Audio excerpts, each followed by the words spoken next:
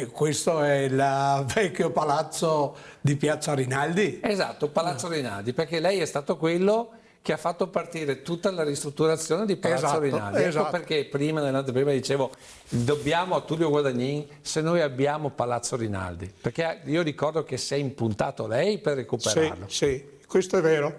Abbiamo voluto onorarlo così ieri nella programmazione serale di Antenna 3. Tullio Guadagnin si era spento poche ore prima, 89 anni, nella sua casa di Selvana, attorniato ai suoi cari dopo una breve malattia. Treviso lo ricorderà come il vice sindaco di Antonio Mazzarolli, quel suo alter ego attivista che compensava la riflessività democristiana del sindaco.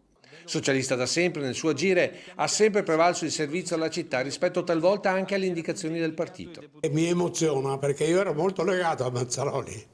Lo so. Mazzaroli mi utilizzava per l'attività. Lui mediava, lui faceva la politica, come si può dire, di mediazione, cercava di tenere il suo gruppo unito e collaborare con gli altri partiti.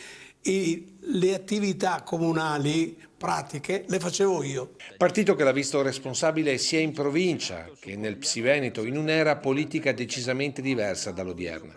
Come leader, differenze tra Bettino Craxi e l'attuale leader della Lega, Matteo Salvini. Non c'è termine di paragone.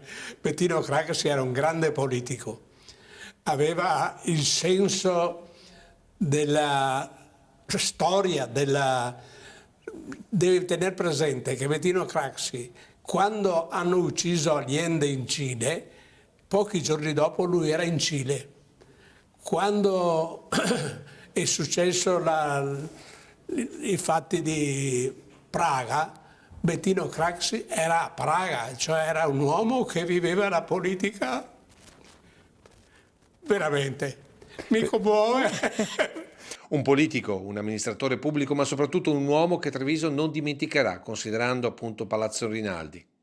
L'ultimo saluto a Tullio Guadagnin è fissato mercoledì 8 giugno presso la Sala del Commiato nel cimitero di Santa Bona.